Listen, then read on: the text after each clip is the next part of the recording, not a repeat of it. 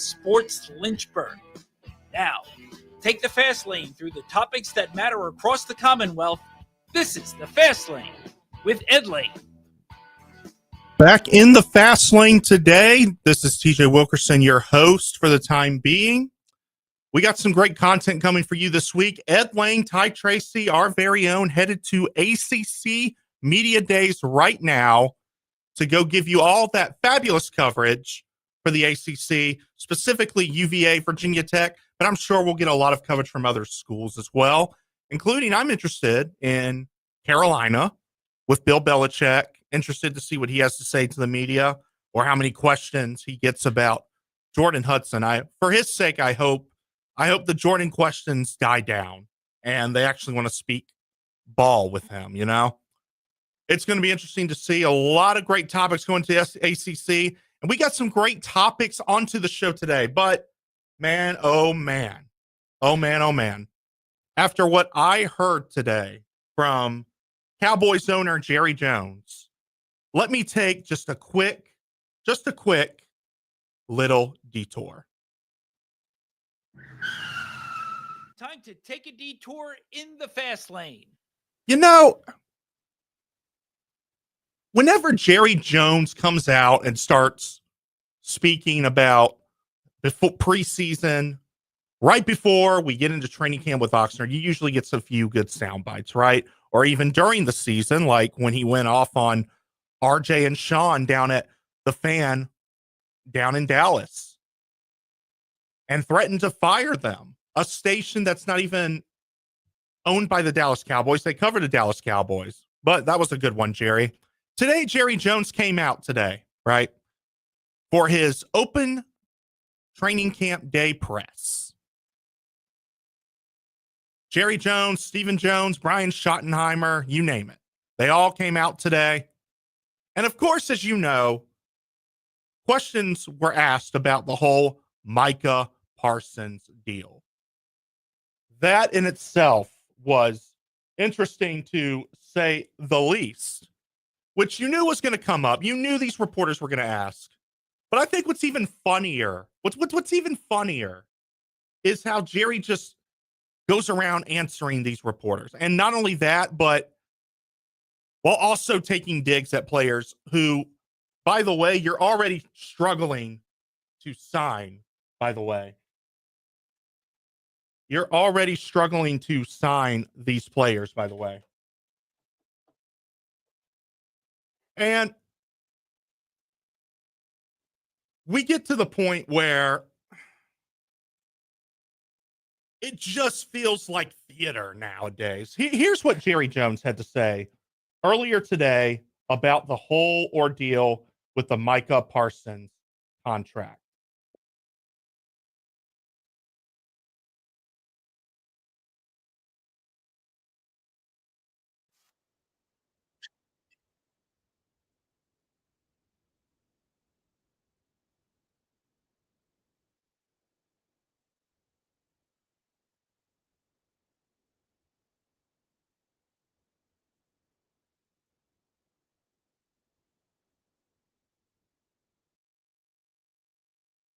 Interesting enough, Jerry. Interesting enough.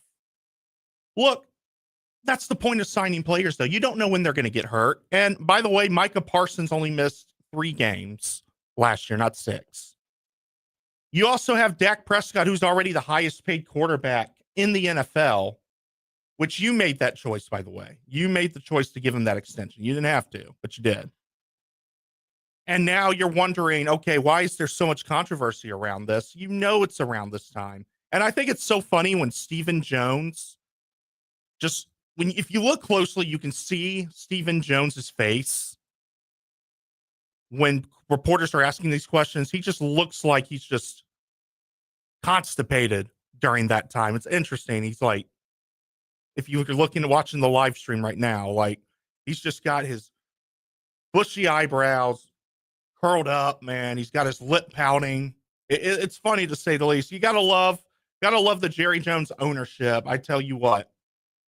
It's a time for Cowboys fans. What's even funny is he made the comment today saying, you know, I thought about giving up my dual role as GM and owner and just being an owner. That only lasted 7 seconds, though.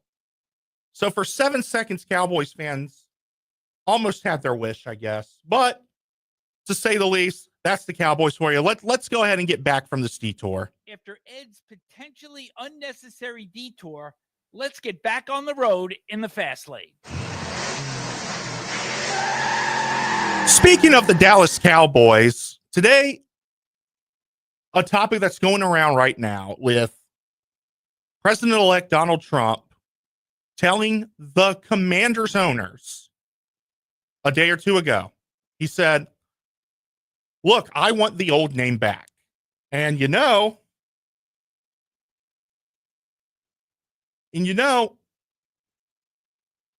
if you don't, I don't think I'm going to help you with helping rebuild RFK Stadium. I'm not going to give you the rights to do it whatsoever until you change back to your former name. And I'm not talking about the football team, not that name. No. The past name, the name that you were known as for years, right after the Boston Braves at one point. So, yeah. I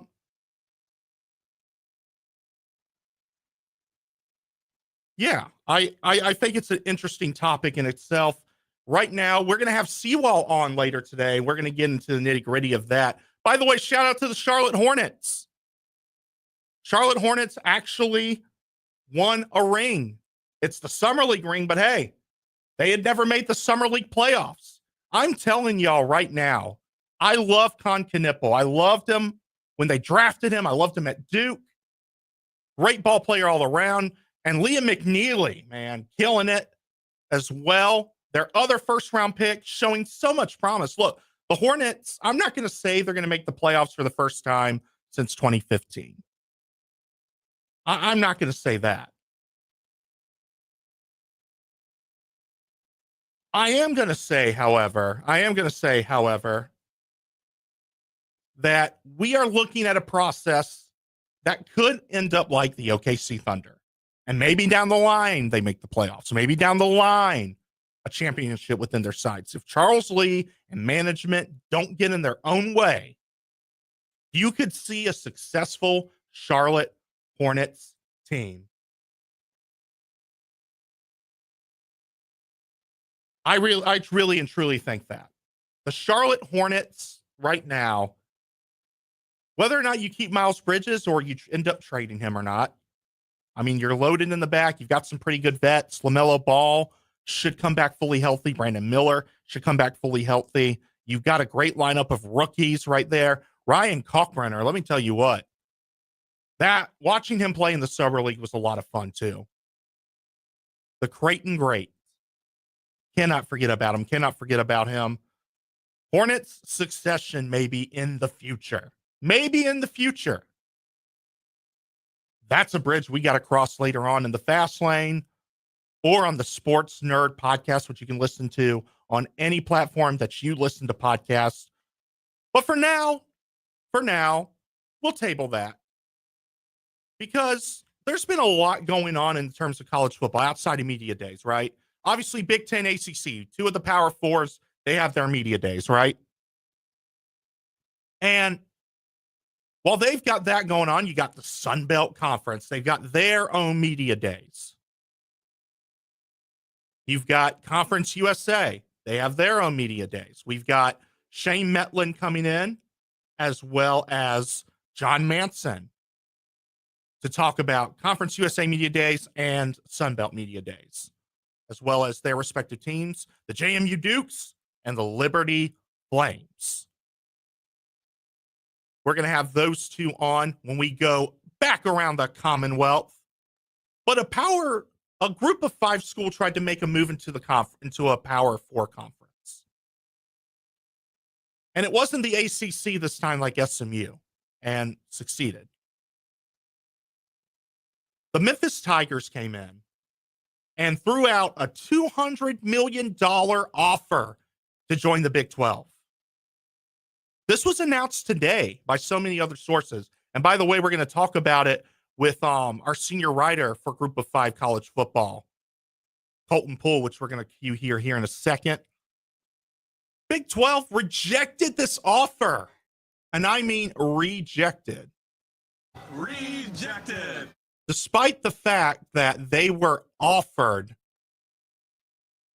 dollar bills, y'all. lots of dollar bills.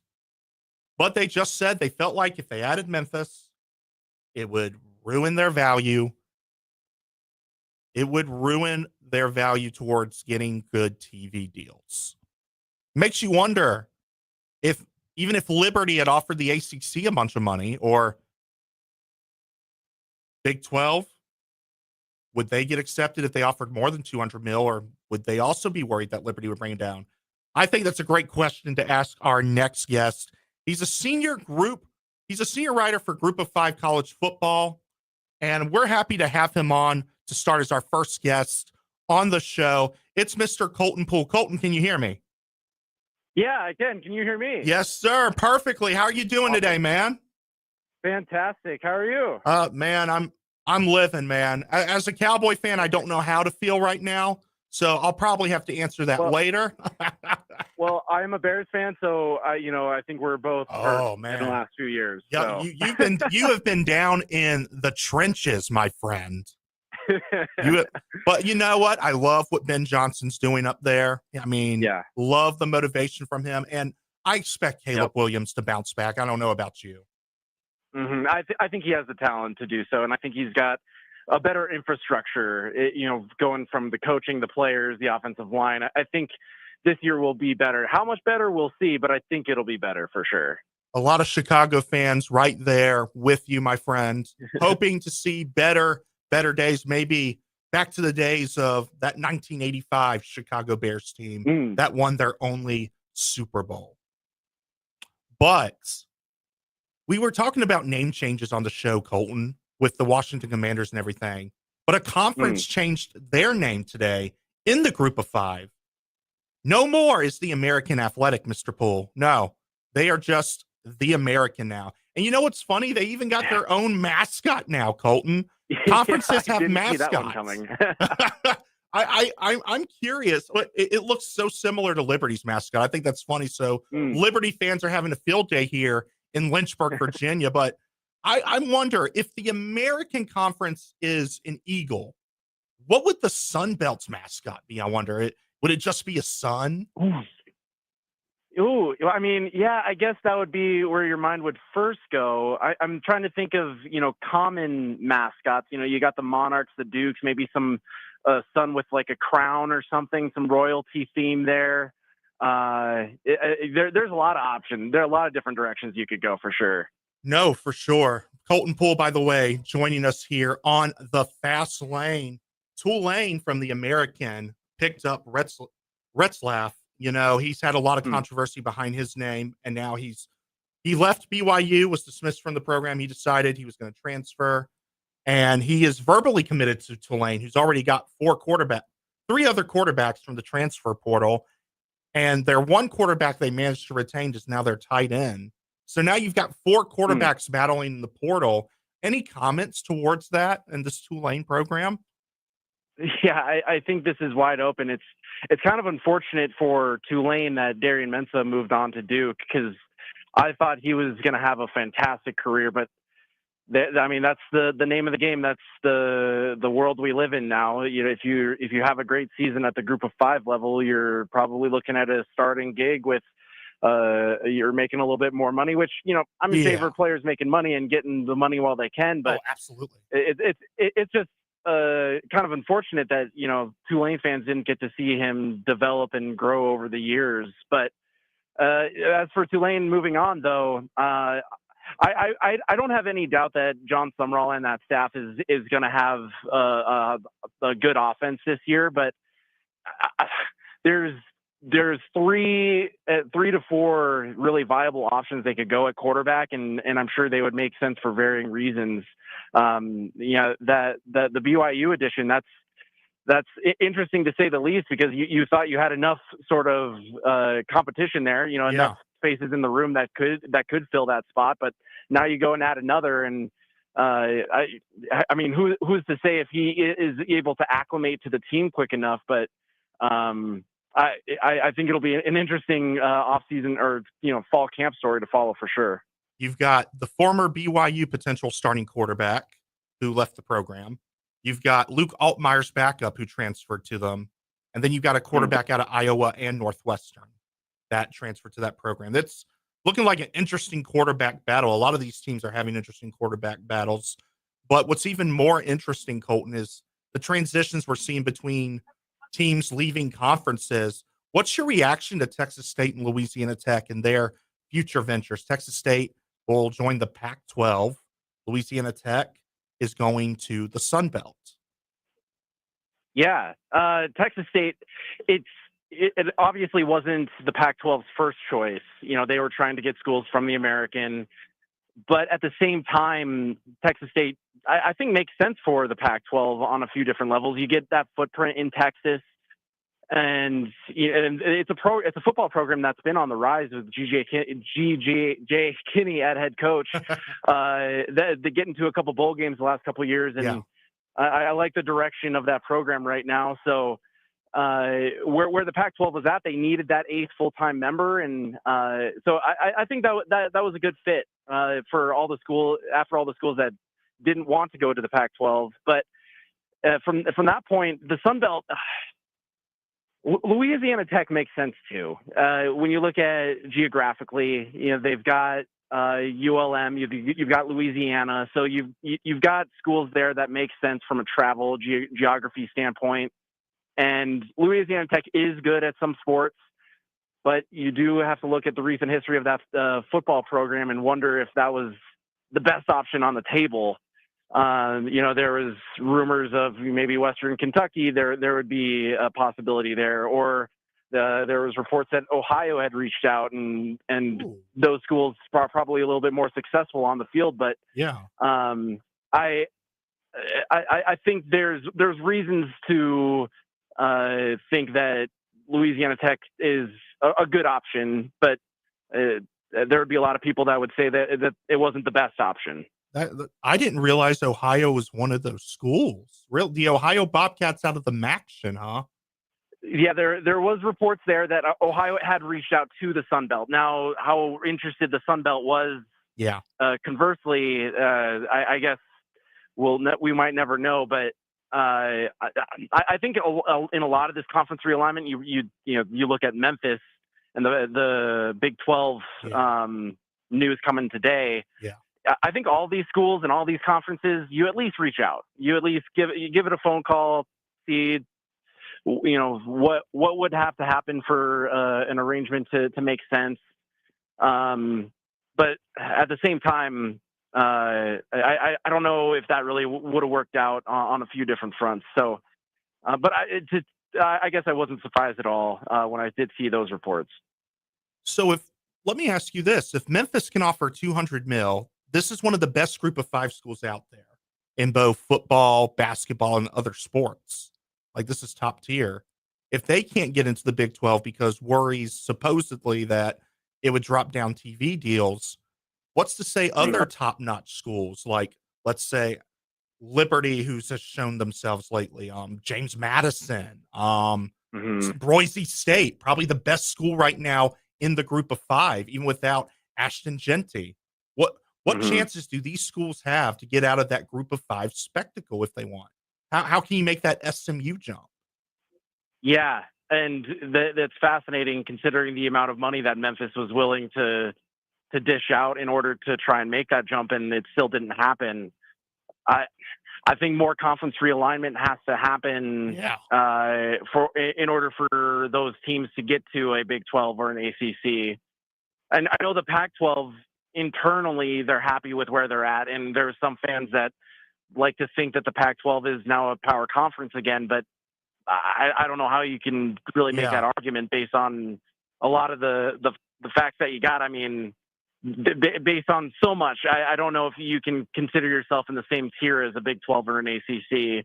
Yeah. So, I mean, you do the best with what you got, but at the same time, it feels like those top tier conferences are content with where they're at, and there's enough teams and enough mouths to feed with those TV media deals that they don't want to add another. Right. At least it seems right now, because Memphis, Tulane, those types of schools are absolutely the clear-cut choice to make a jump like that. You bring up Boise State. You could argue that maybe geographically they're not in the right position for that. If you're looking at the Big 12, the ACC, I guess nowadays conference realignment and geography, it really shouldn't play a role when you've got Stanford playing in the Atlantic Coast Conference. But I don't really know what else these schools can do. They've invested in their athletic departments. In their programs. They've had success on the field, and even in other sports, and they're still not able to make that jump. I don't know what else you can do, really. Colton Poole, that's at CPool Reporter on Twitter, a Group of 5 college football senior writer out of the Hero Sports. Colton, a lot of eyes on the Mountain West. We are watching conferences disperse, right? And the Mountain West has a lot of teams that are joining the Pac-12 who hopes to one day capture the magic that they once have, including, we've talked about, Boise State.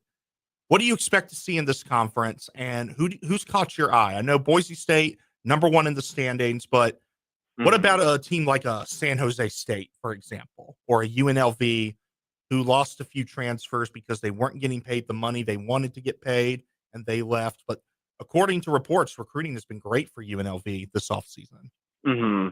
Yeah, UNLV is absolutely a team to watch. It's tough. They're simultaneously a top contender, but also a wild card. You got Dan Mullen coming in, you got the coaching change, and you got a ton of new players coming in. So who's to say how good they could be? I don't think they're going to be worse than 500. So obviously they're going to be a team to watch out in that conference. It's kind of a boring pick, but Boise State just has so much going for it in terms of the coaching continuity, in terms of the talent that they've got on the roster. I think Maddox Matson at quarterback he was good last year, but I think he's going to make just another step forward this year. And even without Ashton Genty, they have a ton of talent in running back. Sire Gaines is going to be a name to watch out for there at Boise State. He's going to be a fun one to watch. They've got talent on defense as well. But you mentioned the other one that I think is kind of the dark horse here, and maybe not dark horse, but San Jose State. I really like what they've got going. I like the players they've got coming back. Coach Ken, I got to talk to him this offseason, and some of their other assistants. I really like the team chemistry and culture that they've got going on there. And I think that they're ready to make that step and perhaps make a run to a Mountain West championship. I think they're going to be fun to watch. One of the marquee matchups of the Group of 5 world is James Madison versus Liberty. How big do you think that matchup is in the Group of 5 speculations? Oh, I think that's going to be a fun one. Even if they're in separate conferences, it does seem that those fandoms aren't exactly fond of each other. No. You look it on Twitter, man. It's so obvious. My wife is she went to James Madison, so I'm aware of all the ins and outs and the rivalries there. So that one's gonna be fun to watch. Even if I think JMU they are my pick to win the Sun Belt this year. Liberty, I don't know if they'll quite pull it off in Conference USA with Western Kentucky there, but I think both teams are going to be good, and I think it's going to be fun to watch. I agree. Last question before we let you go. Eddie George, one of the former NFL legends, returning to coach. We've seen Michael Vick return to Norfolk State, Deshaun Jackson down to Delaware State. Now you got Eddie George here hoping to turn this Bowling Green program around. They got a great schedule. Well, how do you feel like Bowling Green is changing the tide under Eddie George, and what do you expect from them in his first year? Yeah, I think Bowling Green has some potential. They were one of the better teams in the MAC last year. I think this year in particular, it might be tough just because the coaching change was a little late, with Scott Loeffler going to the Philadelphia Eagles. I don't know if Eddie George quite had the, time to get the transfers in and get the recruiting done that you might have otherwise. But I think this Bowling Green team could be looking at a bowl game this year, but beyond, I think the Falcons are a team to watch in the MAC. I really do. I mean, you've got Ohio going through a coaching change. Toledo will be good. Miami, Ohio will be good, but Bowling Green, I think they'll be right in that mix as well. That's Colton Poole at C Poole Reporter, senior writer from Hero Sports. Colton, thank you for joining us, man. We loved having you on here for the first time. Absolutely. Thank you so much for having me. Absolutely. We hope to bring you back in the future, man. I mean, this was great content. We got to bring you back, man. Oh, of course. you know where to find me. Thanks so much. Thank you so much, Cole. We'll be right back. When we do, we're going to go around the Commonwealth. So don't go anywhere, ladies and gentlemen.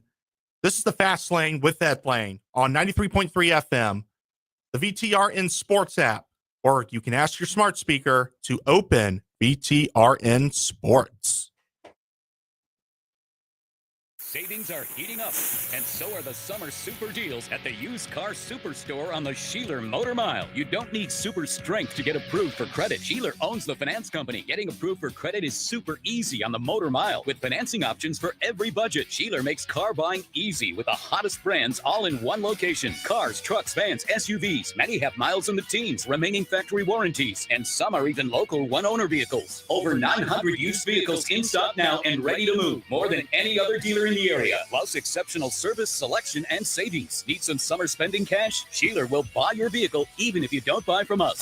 Plus super money for your trade. Volume selling means volume pricing, and we've got the volume with over 900 used vehicles in stock now. No games, no gimmicks, just summer super deals at the Used Car Superstore on the Sheeler Motor Mile, your premier used car dealer, locally owned for over 50 years. ID1 exit 118C in Christiansburg. Call 866-SHEELER1. Always open at Sheeler.com. Have you looked at your home's exterior lately? Do you see faded siding, paint peeling, and wood rotting? Windows that are impossible to open and close, and gutters falling off? Call Collins Siding and Windows to transform your home's exterior and save you money on energy costs. Dreaming of a new porch or sunroom? Collins can do that too. Since 1989, Collins Siding and Windows has been transforming homes in Central Virginia. Roofs, windows, siding, gutters, porches, decks, and sunrooms. They can do it all. Call Collins Siding and Windows today, 434-525-6307. This fall, Saturdays belong to the Hokies. Oh, and these Hokie fans are going crazy here in College Town, USA. Lane Stadium, electrifying, iconic, the best in college football. Oh, you'd have to be here to believe it. Built by tradition and fueled by passion. Breaks free at the 10, to the 5, touchdown Tech. Where every roar and every cheer brings you home. Are you ready to start jumping? Tickets on sale now. Visit Hokiesports.com. Join the Lynchburg Hillcats at Bank of the James Stadium this summer for any of your favorite nightly promotions. New this year, Senior Sluggers Tuesdays, where members of the Silver Sluggers Club get in free. Wednesday is Winning Wednesday, where purchasing one ticket gets you into every Wednesday game the rest of the year. As always, we'll have Thirsty Thursdays and giveaways and fireworks on the weekend, and free admission for Kids Club members on Sunday. Get your tickets today at Lynchburg-Hillcats.com. Gorgeous blue waters, friendly people, the most beautiful island in the world. Getting to the Caribbean is hard, but experiencing it is easy at the Caribbean Jerk Pot. Yo, yeah, come enjoy the best taste of the Caribbean with simples like jerk chicken and oxtail, authentic season, hot, mild, spicy as you like. You can order from 1 to 7 p.m. weekdays on DoorDash or Grubhub, or browse the full menu at CaribbeanJerkPot.com and call us to spice up your private event at 434-426-4047. We'll come and bring the Caribbean taste to you. Hi, I'm Matt with Fleet Feet Roanoke. I've enjoyed working with Ed Lane and the Virginia Talk Radio Network, but when they sold their Roanoke station, I was skeptical the partnership could still provide value. Months later, I'm thankful that Ed took the time to meet with me, discuss the right solutions, and a plan to invite his audience to Fleet Feet Roanoke. Now we're able to build a connection with that audience thanks to Ed's creativity. Stop by and see us at Fleet Feet Roanoke to learn more. We'd love to get to know you. Email info@virginiatalkradionetwork.com to start growing your business. Sandstone architecture, melodic music, wonders of the world. They're staples of Egyptian and Mediterranean culture. But you didn't have to travel thousands of miles to experience it. Just drive to downtown Cairo. Enjoy food from the entire Mediterranean, blended with the best Egyptian recipes. That means fresh ingredients cooked on a charcoal grill. Downtown Cairo staples include $5 heroes, and build your own Mediterranean bowl. Experience the taste of the Egyptian and Mediterranean world in your own backyard. Downtown Cairo, Business 29 in Madison Heights, and the Grays Mill Shopping Center in Forest. Just like summer, the deals at InsaneRadioDeals.com are heating up. Check out these great deals on food. $50 gift cards to the Caribbean Jerk Pot. $50 gift card to the Yard on 5th Street. $25 gift card to Ballad Brewing. $25 gift card to Donnie D's Bagels and Deli. $50 gift card to Downtown Cairo. All these great food deals and much more at InsaneRadioDeals.com. Check these deals out right now before they run out. So this InsaneRadioDeals.com fast take comes your way from a now closed bank in honor of the Washington Commanders, who will probably save a little bit of bank with their extension that's going to be given out to wide receiver Terry McLaurin. Deserving of the extension, no doubt about it. But the deal the New York Jets gave Garrett Wilson, 4 years, $31 million per year, is a precedent setter that's probably below what McLaurin and his camp would have gotten and expected. Another favor from the Jets, who also helped the Commanders land quarterback Jaden Daniels a few years ago. Hey, this is Kurt Warner, Hall of Fame quarterback, and you're listening to VTRN Sports 93.3 FM and the VTRN Sports app, the home of the NFL all season long. Step into the Fast Lane 24/7 at Trey Lyle VT and Fast Lane Ed Lane on Facebook, Twitter, Instagram, YouTube, and wherever you listen to podcasts. Now, back to the Fast Lane. We are back on the Fast Lane, and you know it's Monday, which means you know what time it is.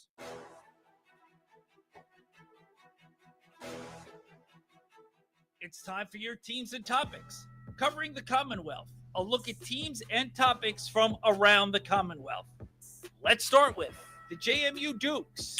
JMU Dukes with Shane Metlin. Shane Metlin joining the Fast Lane like he always does every Monday. And Shane, I was just thinking about how the American Conference now has a mascot. So I'm curious, what would the Sun Belt's mascot be?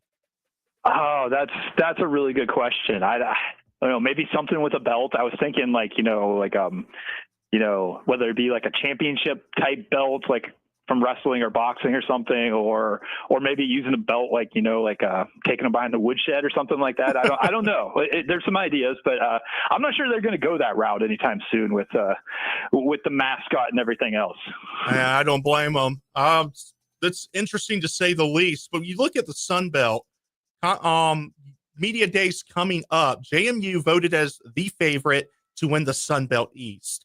How much do you see that as right now? App State and Marshall, who were at the top last year somewhat, Marshall especially, they've went through a whole new team now. So how much easier is it for the JMU Dukes to get up to first place? Yeah, I mean, I'm not surprised they were picked to win their division. Yeah. Like you mentioned, Marshall and App State both going through coaching changes last winter, so there's some question marks there. I do kind of like Georgia Southern. I think they're going to be pretty good. I think they're going to challenge for it. I think Old Dominion, I think ODU is going to be improved. They got a really good quarterback, Colton Joseph. They'll have Jason Henderson back. So I don't think it's a foregone conclusion anybody's going to win that division. It's always tough, but JMU's got players back in key positions. It's seeming more and more likely they could possibly have Alonzo Barnett at least a part of the season at quarterback, and even if they don't, they went out and got Matthew Sluka and Cameron Coleman for guys who can step into that role. So yeah, I think not surprising at all they were the pick, but really we've seen year in year out anything can happen in that division. Absolutely. The Sun Belt, it's very unpredictable. We've seen it time and time again. And you mentioned Barnett. He was chosen as a second-team All-American. Do you think that's a huge sign in that he could return? And if he does return, what are the chances for Coleman and Sluka to still stay with the program or transfer again?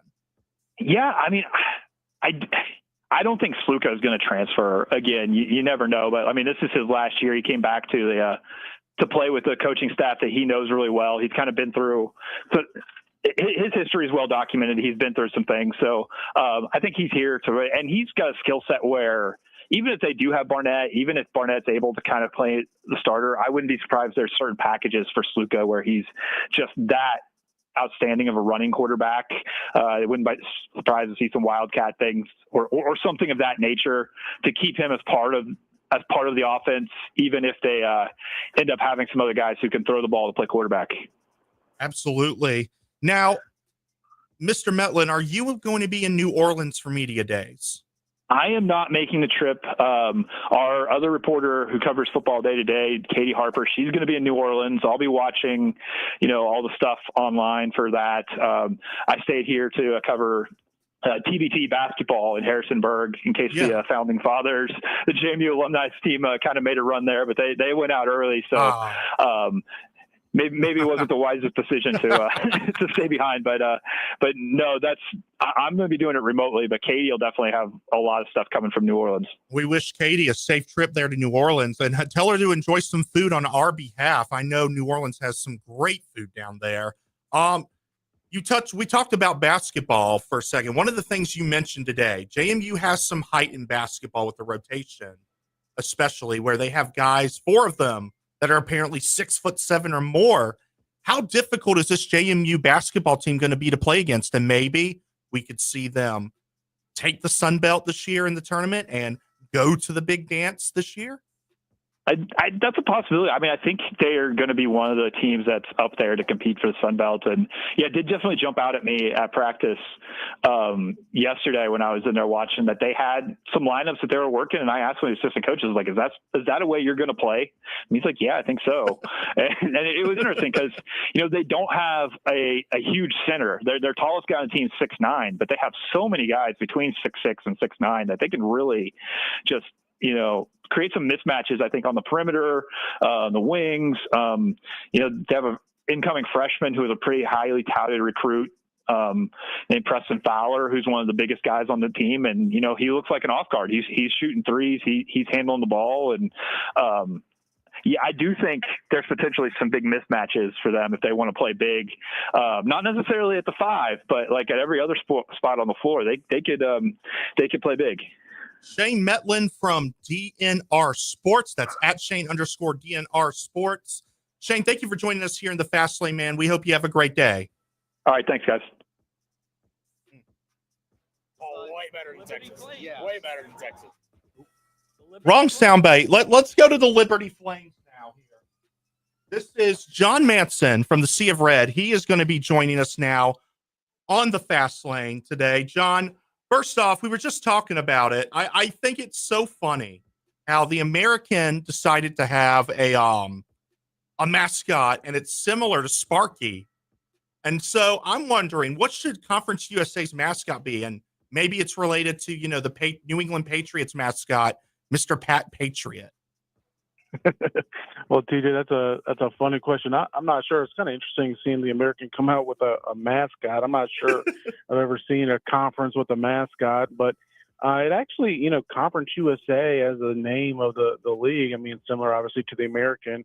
Seems like an eagle would make sense, and absolutely. But I guess you can't piggyback off of what the American has done. I mean, maybe some type of hodgepodge assortment of different animals meshed together. That seems to be what Conference USA is, just a mismatch of teams spread across the country from New Mexico to Delaware and all the way down to Florida as well now too. So I'm not exactly sure what their mascot would be right now.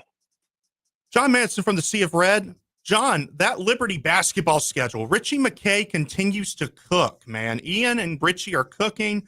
The Dayton Flyers are now a series, a home-and-home series. They'll play at Dayton this year and then in Lynchburg the next year.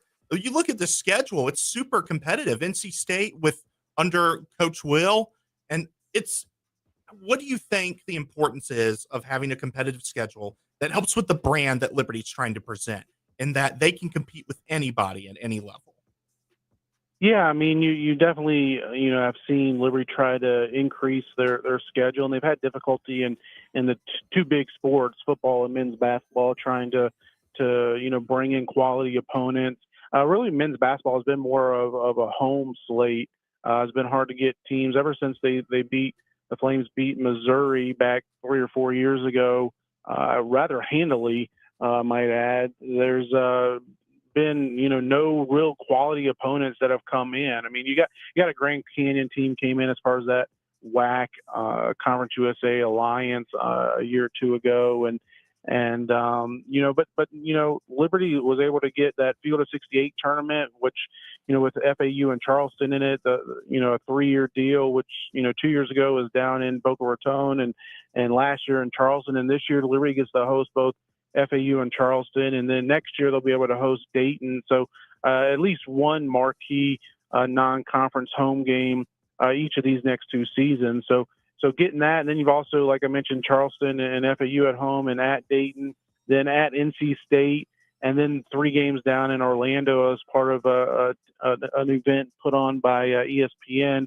with some solid mid-major programs down there too. You got the makings of what could be a really good Liberty basketball schedule in the non-conference, and obviously we saw what Conference USA did last year, being a top 10 conference nationally. So it'd be nice if Liberty could add another 1 or 2 marquee non-conference games, but even if they're unable to, and this is pretty much what you got, it's a good non-conference slate. And you also have to remember there's 2 less non-conference games this coming season with, Conference USA going to 12 teams in the league, with Delaware and Missouri State being added, and having 20 conference games as opposed to the 18 last year. So you're getting pretty close to this schedule being complete, but it's a solid looking non-conference slate for Coach McKay and the Flames so far.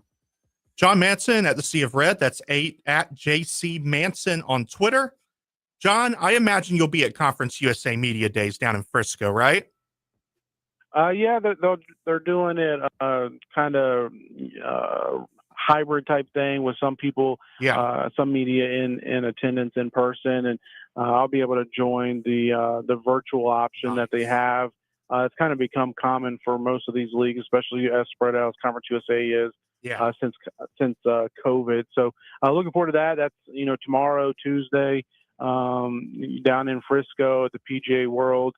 Coach Chadwell will be down there, and as well as Aaron Fenimore, offensive lineman, and Brylan Green, defensive back. And it'd be interesting to hear what they have to say as Liberty gets prepared to start up training camp next week, and get prepared for the 3rd year under head coach Jamie Chadwell as the Flames try to bounce back from an 8-4 season last year and get back to competing for a Conference USA championship. Last question for you, John. I asked Nick Pierce this, but I want to hear your take. It's been incredible, Brylan Green's career.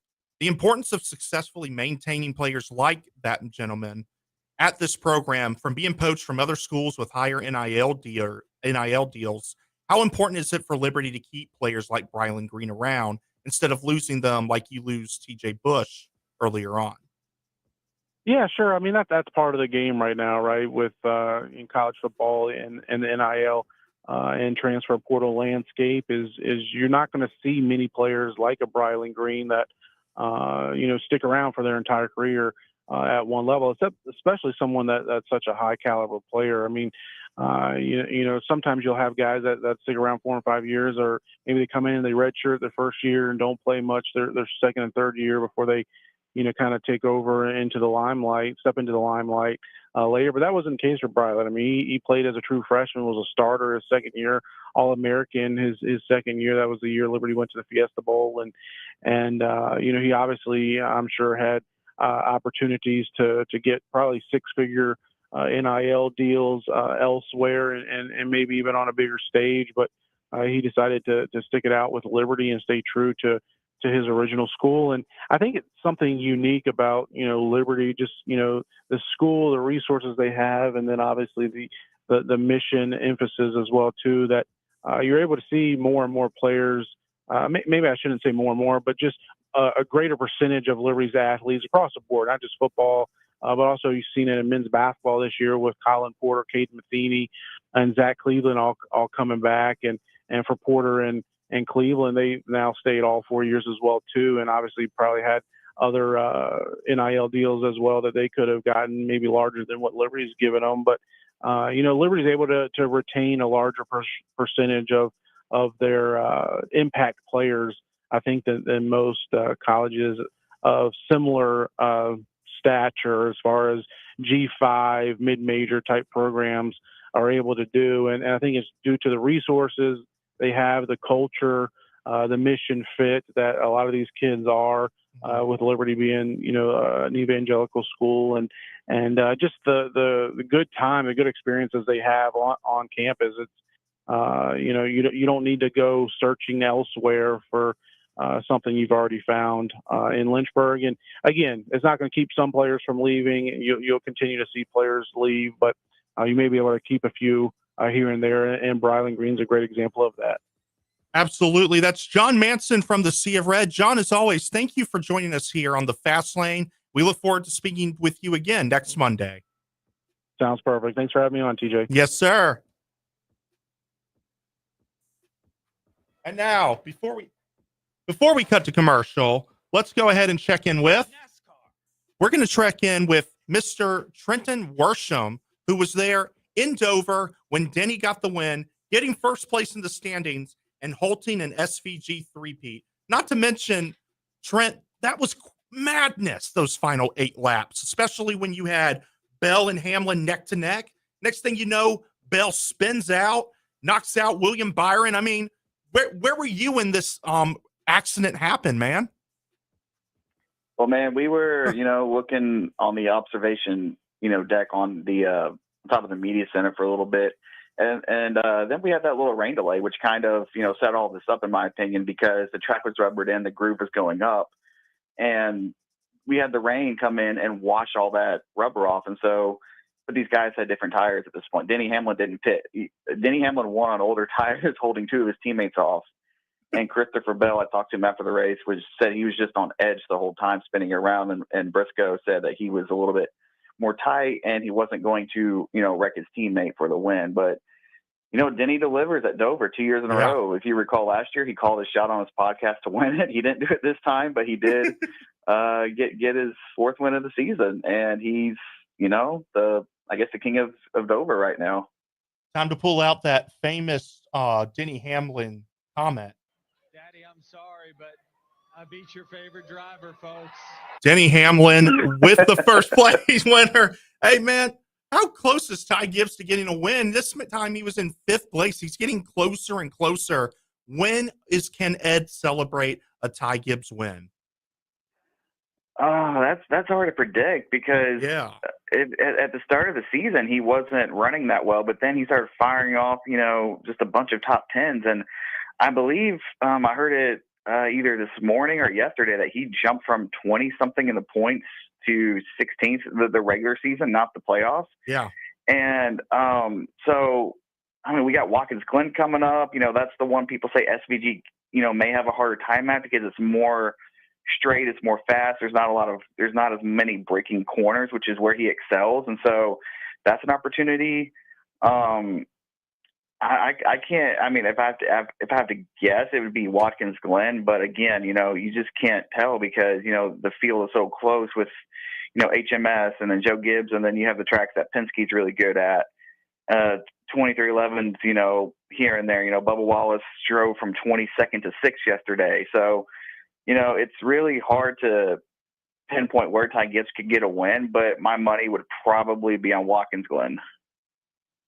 This is Trenton Worsham of frontstretch.com joining us. Last question for you, Trent. You wrote an article about Ty Dillon and his rougher pass success.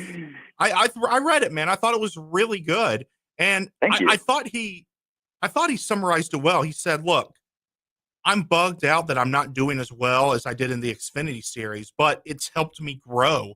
Can you give us just a little summary before we go into commercial break about your article, and then let people know that they can go and read the entire article on frontstretch.com? Absolutely. So I called it the man of the month because if any of the listeners have been following NASCAR in this in-season challenge, he was the 32-second seed. And as I wrote, he was not a 32-second seed like William Byron was, who has a win, Hendrick getting good finishes. He was a 32-second seed because that's just where the team is at on speed. And, the big wreck Atlanta happens. He goes through. Chicago happens. He gets through. Sonoma happens. He bumps Bowman out of the way. He gets through. Dover gets his lap back, beats John Hunter Nemechek. Now he's in the final two against another tie that we just talked about, Gibbs, and had a chance for $1 million. And this is a big, big moment for the team. This is their championship right here, because barring a wild Harrison Burton type win at somewhere like maybe Daytona, Ty Dillon is not getting in the playoffs. And so this is their, championship, for that college racing team. And so it was really cool to talk to him and hear his story. And I will note that his only Xfinity Series win did come at the Brickyard. So he has been to victory lane there. But, so I guess, just where Ty Gibbs has been running, he's probably going to get it. But, I mean, we've counted Ty Dillon out so many times already that it seems like destiny at this point. It's Cinderella. So it was really good talking to him about that and his progress, his growth, and his journey to this point, because he's been in and out of the Cup Series for a while now. So it was really cool to catch up and read about that and write about that for Front Stretch.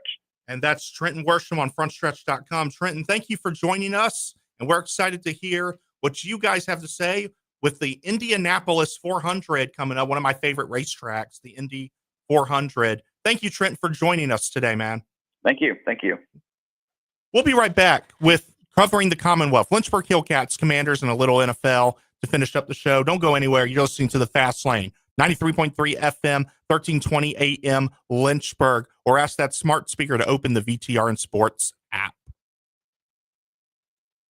The savings are huge at the big summer sales event going on now at Magic City Chrysler Dodge Jeep Ram in Bedford. Save up to $10,400 off MSRP on a new 2025 Ram 1500, or save up to $7,700 off MSRP on a new 2025 Jeep Grand Cherokee Limited. Plus, we have over 230 incredible pre-owned vehicles in stock, marked with huge discounts. Don't miss our big summer sales event at Magic City Chrysler Dodge Jeep Ram in Bedford, 1750 Independence Boulevard, MagicCityBedford.com. Warm weather means traveling. Hi, I'm Randy Trost from Trost Law with a couple of safety reminders. Always wear your seatbelt. Don't drive distracted or impaired. And remember, it's better to safely arrive a little later than being in an auto accident. Those things can make a big difference between a fun family trip or a painful alternative. At Trost Law, I hope you never need our services, but if you do, we're here to help you at 777-HURT or trostlaw.com. Once there was a man who couldn't stand. A mom who couldn't wait. A scientific community that said it couldn't be done. And then you. And then I. And then we brought neuromuscular disease into screaming color with the Muscular Dystrophy Association. For 75 years, our voices have thundered through the halls of Congress. We've willed the impossible into existence. We've pushed the science, raised the funds, shifted the narrative, and transformed the reality of life with neuromuscular diseases. For 75 years, we've built communities together, established the field of neuromuscular medicine, and made it thrive. Call that a legacy. Call it impact. Call it momentum. Just call it ours. Because it's the generations of community heroes that give MDA the strength we have today. And until neuromuscular disease is a thing of the past, you couldn't stop us if you tried. Join us and celebrate 75 years of breakthroughs at MDA75.org.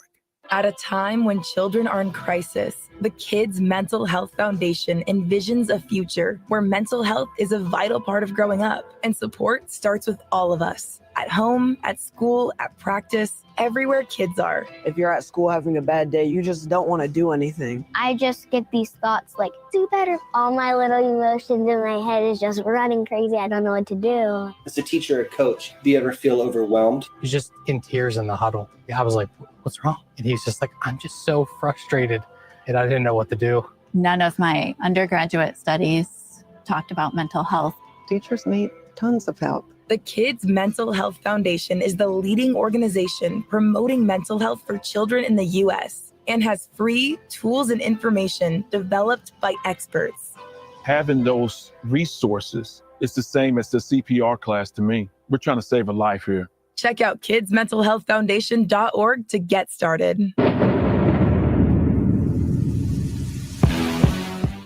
Step into the Fast Lane 24/7 at Trey Lyle VT and Fast Lane Ed Lane on Facebook, Twitter, Instagram, YouTube, and wherever you listen to podcasts. Now, back to the Fast Lane. No time like the present, so let's keep going with covering the Commonwealth.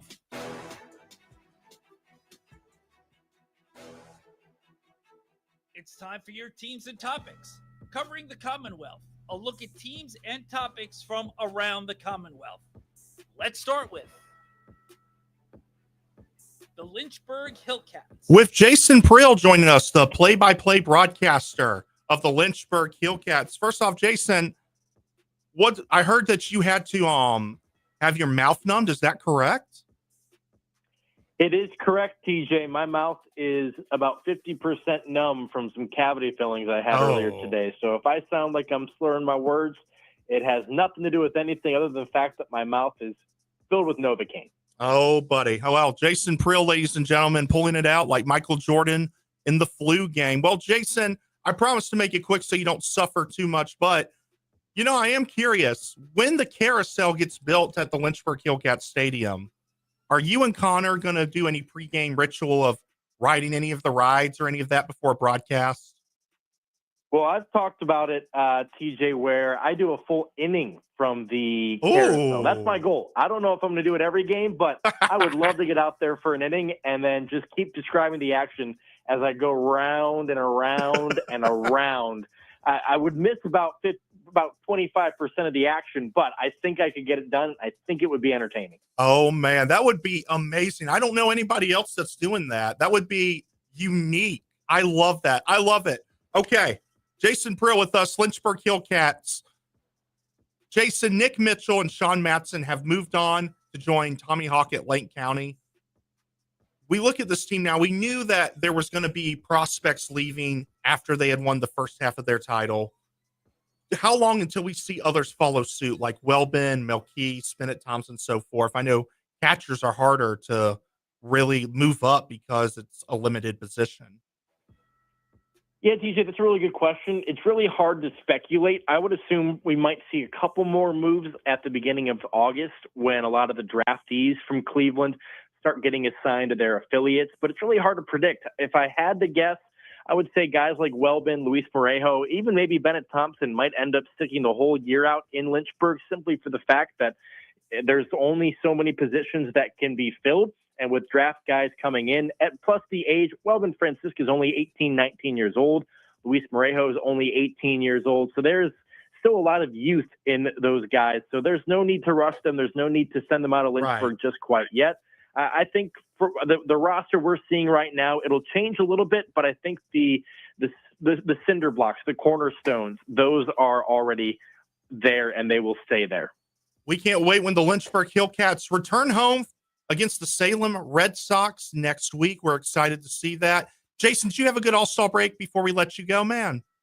It was about as restful as I've had since I took over in 2022. So it was really beautiful. Good, TJ. Man, I know you're a busy man. I'm being a teacher at Liberty, calling baseball games, man. So I'm glad you got that little break, man. And I hope your mouth gets better as time goes on today, man.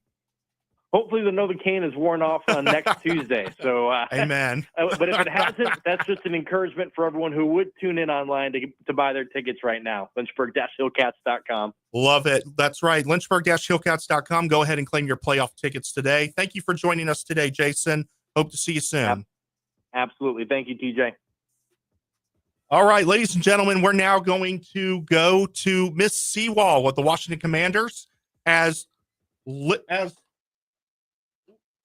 the Commanders, they are about to start training camp, and she's given us a couple minutes of her time. As one of the things I do want to talk about is Von Miller signing, man. I love that signing, Miss Seawall. It's a great signing. It adds a lot of veteran depth, but I'm curious what your thoughts are. Can you hear me? Yes, I can hear you. Can you hear me now? Oh, yep, perfect. Yes. So, yeah, I mean, this provides, I mean, we know he's not going to be an every down defensive end, but I mean, or pass rusher, but we knew that was an area of improvement, and that was an area that could have certainly used some veteran leadership. And that is what you get out of Von Miller. We understand and know, right, just from what we saw last year, depth is important. Availability is important. Longevity is important, especially if you want to play into the second season. which Dan Quinn introduced us to last year, right? And that is going deep into the playoffs, meaning the Super Bowl. So Von Miller brings that level of leadership that we've been talking about this whole entire time. So many of the players have, and they bring in terms of what it takes to make it that far. But with him not being every down, you know he's going to bring that additional depth as well as that additional level of IQ that they need to make some big things happen in important games. This is Seawall, Bowie TV, at Seawalsey on Twitter. Miss Seawall, the talk of the town has been the president now getting involved, trying to bring back the former name, and supposedly even saying that rebuilding RFK Stadium is going to be put on hold if they don't at least consider it. What are your thoughts on this whole situation? I mean, you know, it could have been a moment where, you know, just talking on his platform. Right. Where the DC City Council is now, that is complete. There's two completely different issues, because I think I've seen some fans get it confused with thinking that based on his statement, that is why it was being held up. And that is not the case. Yeah. The DC City Council needed time to approve their budget anyway. Yes, ma'am. And that's why it didn't get approved by the July 15th date. So hopefully, you know, this is just talk, and the DC City Council does not get distracted from doing what it needs to do to move it forward. Seawall, I saw your interview with Art Monk, one of my mom's favorite players growing up, by the way, finally getting his jersey retired. I mean, I think that's just so memorable to see these classic players, Hall of Famers, loved by the fan base, returning and now getting the recognition they deserve. How important is this recognition for the fan base as far as Art Monk and what he's done for this program? And I'll say it, one of the best wide receivers to ever step on the field. I think it's very important. I think it's very important to really do what this current team is doing, and that is to honor the past and honor those athletes like an Art Monk that really set the tone and set the bar very high for what it means to have high work ethic. Because you shared that you saw my questions to him, and that was one of my questions. What does it take to get these achievements? And so they set a high bar that resulted in something that they want, and that is a Super Bowl, and that is a Vince Lombardi trophy. So I think it's amazing for the fan base, it's amazing for the area, and it's great motivation for this team. Seawall, Bowie TV, now in Ashburn, Virginia for Washington Commanders training camp. One last question before we let you go. What are you going to be looking out first to start training camp? What position do you have your eye on? Defensive line. I mean, I spent a lot of time, you know, just kind of share this on my pages. You know, just kind of pill around a little bit, go from area to area. But I really want to be looking at these, what's happening at the line of scrimmage. So my eyes are always going to be peeled to the defensive line and the offensive line. Yes, ma'am. Seawall joining us today. Thank you, Seawall, for joining us in your limited time. And hey, have fun in Ashburn. It's a lot of fun. I can't wait to see your content. Absolutely. Well, thank you all so much for having me, and I appreciate you. I'll be talking to you guys again soon. Talking to you soon, ma'am. All right, we're going to bring on our last and final guest to finish out covering the Commonwealth. We're going to go to a man who is gone from Ohio to Lynchburg to Tallahassee, Florida, to South Bend, Indiana for Notre Dame, and now he lives in the Big Apple. It's a guy that I've had the pleasure of working with, and we're going to bring him on to talk a little bit of NFL. Mr. Joey the Chief Keller, host of the Erie to Atlantic podcast, and congratulations on the job as NFL statistician. First off, how's the Big Apple, man? Well, I'll tell you what, it's a lot different than anything I've ever lived in. You know, just everywhere you go, there's a ton of people everywhere. There's always something going on. I mean, they say the city that never sleeps. They're not lying, and I haven't gotten enough sleep so far, so I'm hoping I can find a way to balance that. But, you know, it's been exciting. A lot of fun. I spent the weekend out in Long Island. Great time out there golfing, boating, fishing. For those who don't know about the beaches over in Long Island and, you know, the Great South Bay, I highly recommend it if you're ever in the area. Have you had a Coney Island hot dog yet? I have not. I had a hot dog at the course on Saturday, though, and it was pretty good. Okay. Well, Joey, and now that you're in one of the biggest sports marketing cities in the world, in America, who are you more excited for NFL wise, the Jets or the Giants, who I know you'll be in close proximity to? You're going to hear a lot about. What is your take on both of those teams? Who's going to be the team to look out for? I mean, not to slander either of the two teams, Right. but neither of them I think are really coming in with high expectations. Yeah. Both coming in off of really struggling last year, picking in the top 10. But honestly, I'm really interested in both of them. You bring in Justin Fields, the Aaron Rodgers experiment just didn't work out. New coaching staff with Aaron Glenn. I'll be interested to see how that works. Really beefing up the O-line a little bit out there for him. And I've always been a big Justin Fields guy. I just want him to find a place where he fits in and is wanted. It seems like everywhere he's gone, he's just kind of been pushed over. And with the Giants, I think that they had a great draft class. I'm very excited to see how their rookies do with Jackson Dart, Abdul Carter, Cam Scatabo. That's a fun class. Not to mention they also bring in a couple veteran quarterbacks, Russell Wilson, my guy Jameis Winston. They'll have some good locker room moments over there for sure, at the very least. Joey Keller now joining. Oh, sorry. Joey Keller honestly, now. I think it's kind of a tie. I'm just excited to see, if either of these teams can kind of surpass the low bars that a lot of national media is setting for them. And I think one of them probably will. I just don't know which yet. Joey Keller joining us here on the Fast Lane. Joey, the Jets managed to maintain Garrett Wilson and Sauce Gardner, big contracts. How do you feel like the Jets doing that alone will change the market? We're already having contract disputes everywhere. We've heard the Micah Parsons ordeal, and we'll ask you about the Myles Garrett changing the standard for defensive ends. But do you think the Jets signings are going to change the market at all, especially when our local Commander fans here are wondering about a Terry McLaurin deal? Yeah, I mean, I think that absolutely it does. And I don't really think that it's the Jets or Garrett Wilson or Sauce Gardner to blame. No, not at all. We see this every year. It's, whoever the big star players at whatever position it is that are, looking for a new deal. It's almost every year, sometimes multiple times a year in the off season. It's breaking news. This player has become the highest paid at his position, or, highest paid non-quarterback, or even highest paid ever. It kind of just rotates. It's like a revolving door. So, I don't think Terry McLaurin will make more than Garrett Wilson. And if I'm a Commanders fan, I'm hoping not, because, you have a lot of young players on that team and a good young core that you want to be able to sign for the long term. You don't want to burn it all on one guy. But, I mean, he'll get paid, I'm sure. He's a big cornerstone on that team and that offense.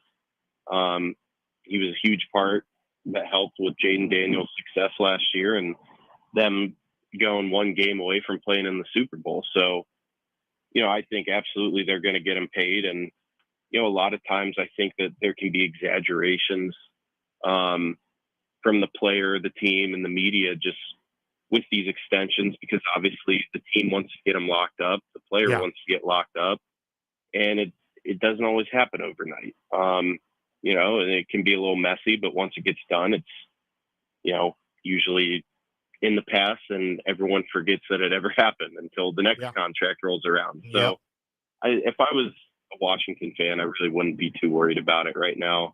There's a lot of time, and it'll get sorted out. Absolutely. You talk about more into the market. It's a business after all. Myles Garrett set the bar, it felt like. Next thing you know, TJ Watt wanted more. Micah Parsons wants more. You look at this whole Cleveland Browns team going into training camp, you being a Cleveland fan, what are you expecting from Cleveland? Like, what are your thoughts going into training camp, especially with that quarterback battle between five different quarterbacks? I have no idea what to expect, TJ. I've followed this team my whole life, and we kind of have a saying in Cleveland where it's, if you expect disappointment, you won't be disappointed. And really ever since we traded for Deshaun and moved on from Baker, it's just kind of been tough sledding and pulling out hair and headaches. And, we somehow had that one playoff appearance that kind of just happened. And obviously one of the big factors that led us there is now back in Joe Flacco. A lot of people were really excited about him coming back. And for somewhat of a nostalgia purpose, I guess I am too. But I think that we kind of caught lightning in a bottle there. It was a bit of a fluke, Cinderella type thing that we had. I'm not expecting that to happen again. And honestly, it's just, there's so many holes on this team. The running game concerns me, especially with Judkins very likely to have a big suspension coming. There's no more Nick Chubb. It's Jerome Ford and some rookies in there, so it's not really sure what to expect. And probably one of, if not the messiest quarterback rooms in the entire NFL. You got two rookies that were, mid day 3 guys. It's hard to expect a lot out of them. Joe Flacco, who is like 40 years old, 41, something like that. Really, I've only seen one 40-year-old quarterback go and ball out, and that was Tom Brady. And Joe Flacco is not Tom Brady. Yeah. Kenny Pickett, who is technically a Super Bowl champion. I won't take that away from him, but, as a backup, and he just didn't do very well in Pittsburgh. So, and then no one really knows what's going on with Deshaun Watson right now. He's recovering from a torn Achilles, and you just haven't heard anything about him, which, given how he's played since he's been here, that might be for the best. And the defense is just kind of okay. So from a non-biased standpoint, if I had to make an official prediction, I'd say we probably go win 4 or 5 games this year and just try to, tank for someone like Lenore Sellers next year, or hope that Jacksonville does poorly and we can use the pick that we got in the draft trade. But I have a feeling that this year is probably going to be a look towards the future type year, unfortunately.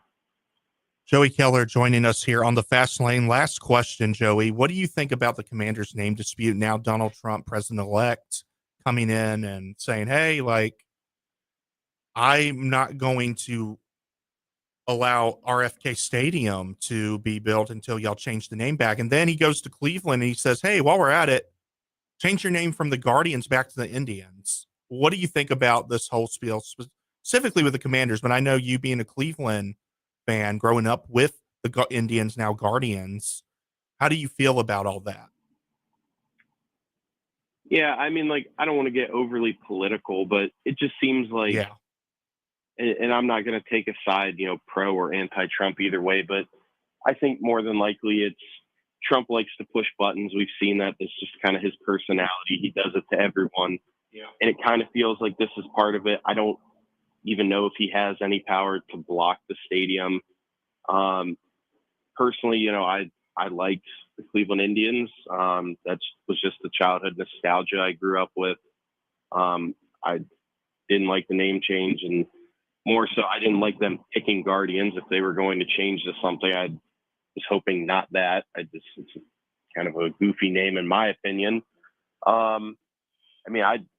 If they went back to the Indians, I'd be pretty excited. I went to Florida State, and, I don't want to talk on behalf of the Native American community, but I got to see firsthand at that school how they do a lot by using the name to honor those people in that community. And I think, living somewhat in the area of Atlanta, I've gotten to hear and see how the Braves do a lot like that as well. And, I don't know if Cleveland ever did that, but I think if they were to change it, it's like for any of these teams, whether it's Chicago, Kansas City, Atlanta, potentially Cleveland or Washington, I think if you're going to have a name that's named after a specific group of people, you should have some type of connection with that group.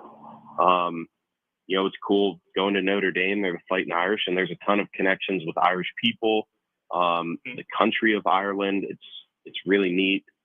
So I highly doubt that either of those teams will change it back. I really don't have an opinion on Redskins Commanders just because it's not my team. For me, just my childhood nostalgia of, the Indians and Chief Wahoo and hearing on the radio the Tribe Time song and all that, it'd be pretty cool for me. But I mean, I'd be shocked if it happens. I would be. So I guess that's my thoughts on that.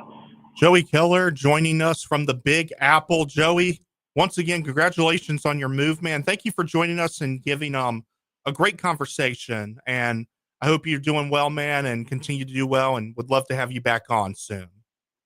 Absolutely, man. Thanks for having me. I'm glad to come on anytime. Thank you so much, man. Joey Keller joining us. That's all the time we have for the show today. You're listening to The Fast Lane with Ed Lane, 93.3 FM Lynchburg, 1320 AM. Or go to your VTR in Sports app, or ask the smart speaker to open VTR in Sports. Now, that's all the time we have. Let's go to Make It Rain with Adam Shine. I do believe that Ben Johnson's system continuously put him in the best position to succeed. So give me Joe Burrow over